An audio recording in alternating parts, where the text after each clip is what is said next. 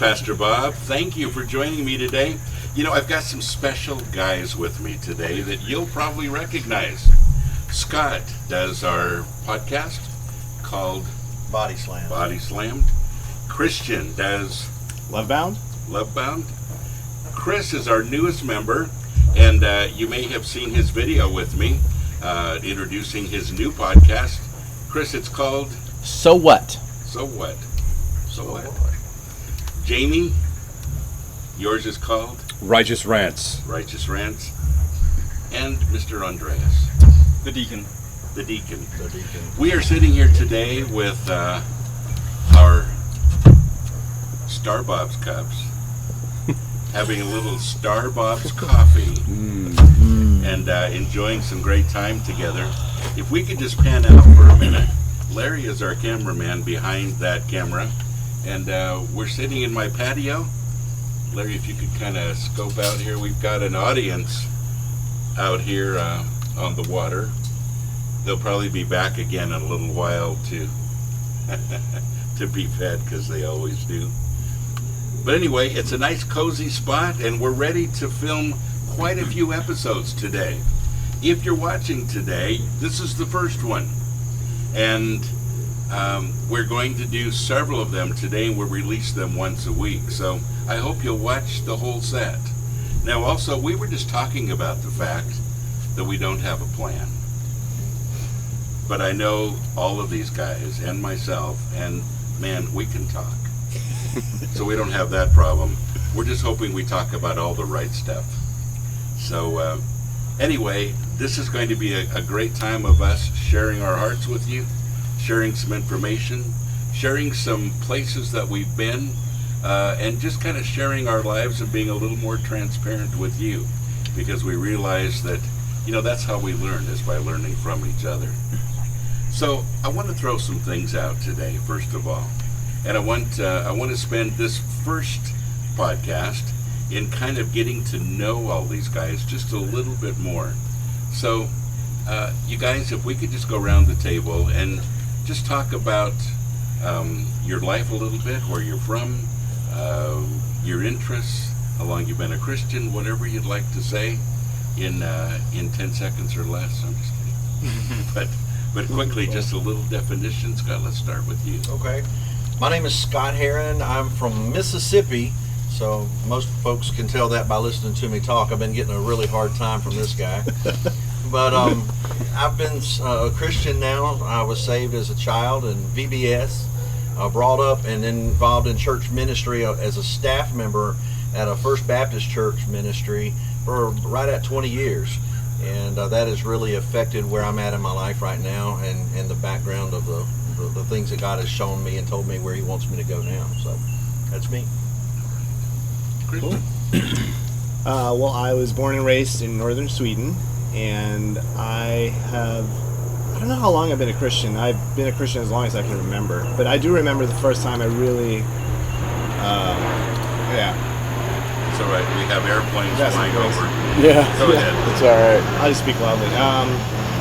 When I was about 13 or 14, that's the first time I really experienced God's presence and His love. It was in a church. I did not expect it, but that was, from that point on, that was when I was like, okay, this is real. You know, God is real. And then it was a long process, because I didn't really have any Christian friends growing up. I actually didn't really have, pretty much, I didn't have Christian friends until I was like 21 years old. And then I became part of the church, because I realized I couldn't do this, you know, on my own.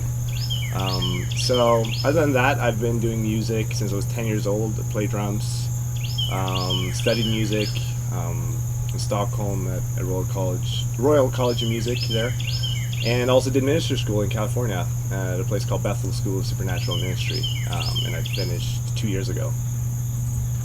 So yeah, All right. it's a little bit about me. Chris. I guess I'm the boring one of the bunch, really. I don't have. I became a Christian just before my 22nd birthday. I had been searching for the Lord for some time, really. I was in a motorcycle accident when I was 19 years old, and at the time of that accident, I was an atheist. And while I was in the hospital, all I did is I broke my thumb. I hit a car doing about 50 miles an hour. I flew over the handlebars, landed face first on my helmet, and slid in the street about 30 yards. And I was in the hospital and said, all you have is a broken thumb. And I had this epiphany that either my life had no, if there was no God, then my life had no meaning. And the fact that I just survived that accident was meaningless. And I was not, I'm pretty sure I was 19, and I just couldn't accept the fact that my life had no value, had no meaning whatsoever, and that what happened to me didn't have some greater significance. So I talked to a friend of mine who was a Christian. I said, give me your stupid Bible and let me read it. You know, it's full of mistakes, all kinds of problems with it, but just give me your stupid Bible and I'll read it, and I'll tell you what I think. He said, sure. Find one error, he said, find one mistake, and we'll talk about it. A couple years later, I gave up trying to find mistakes, and the Lord revealed himself to me. I was born again. Within a year or two of that, I met Pastor Bob at Sanctuary South Bay in California. By the way, I'm originally from Torrance, California. And I've known Pastor Bob ever since. And I moved to Denver in 1992. Anything else? That's great. Okay. Thanks. Cool. Jamie. Yeah. I'm Jamie McCavanaugh. I am originally from Connecticut. I don't really remember when I accepted the Lord. I don't know. But he really started to capture my heart in my, I was like 19, 20, where his existence was very, what should I say? I was very, very well aware of the Lord at that point and what he did on a daily basis with me. I met Bob in '92 at the airport. On an airplane in Peoria, Illinois, which is where this weird Dane lives, and then we have a lot of history since then. We do. So that's me. Andreas. All right. So I am Andreas Larsen in my native tongue. From Denmark. I've been living in the States for, I immigrated about 6 years ago. My wife is from Midwest, Amanda, and I got a son who is almost a year now, Axel, and they bless me so much. I definitely acknowledge I'm a blessed man also sitting here amongst great friends and wise guys.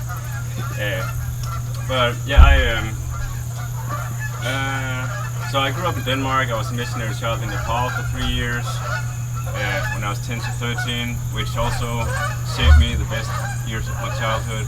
I grew up in a Lutheran church, a Protestant church in Denmark, and now non-denominational because I just like being Christian and trying to pursue what God is calling us to do.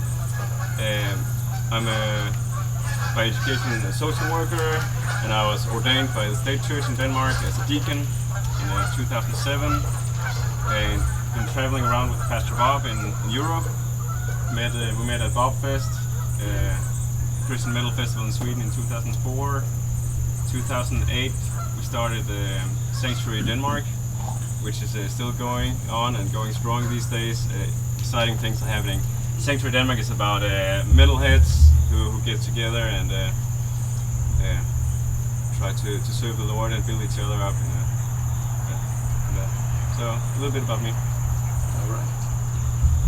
Well, you can see why I love these guys, and you can. I have history with them.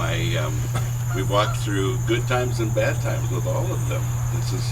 This is kind of cool, but we're excited to do these podcasts for one big reason, and that is that we're real excited to share the things that we've learned with you. It's our goal to be transparent. I want to throw out an initial question here, and it's simply this: why is it so difficult to be transparent? Good question, isn't it? Because folks, we really don't spend very much time talking on a deeper level or a more transparent level with each other. The church today, it seems like, and however you define church, the church today is the most difficult part is that we don't let people in. We don't encourage each other, and we don't let people in, and we hide our mistakes, and we hide our sins, and we hide our depression, and we have a lot of trouble being transparent, and you may be one of those today. So here's my question. Why do we have such a big difficulty being transparent? Anybody? It makes you vulnerable. I mean, when you put yourself out there, it puts you almost like you have a target on your head for other people to come into a place where normally you don't allow people into. I have a bubble, and when people get inside that bubble, it makes me uncomfortable, and I wonder sometimes why it doesn't make them uncomfortable, because I'm thinking, you're in my bubble. But when you put yourself out there and you become transparent, you start talking about the stuff that's happened to you, talking about the issues and the questions that you still have. You know, you're admitting that you're not perfect, that you don't have all the answers, and that there may be some mistakes that you've made in your life. Now that stops a lot of us, doesn't it? You just said when you admit that you don't have all the answers. Right. Don't you think sometimes we don't want to talk because we don't have all the answers? Absolutely. Somebody may ask a question that I have to say I don't know. And that makes me look like I'm not an expert, you know, and the ego jumps in and you want to have all the answers. I don't even have all the questions, much less the answers. So, I mean, you're putting yourself out there to have people come into a place that normally is a place that is private. Yeah, absolutely. It's just me.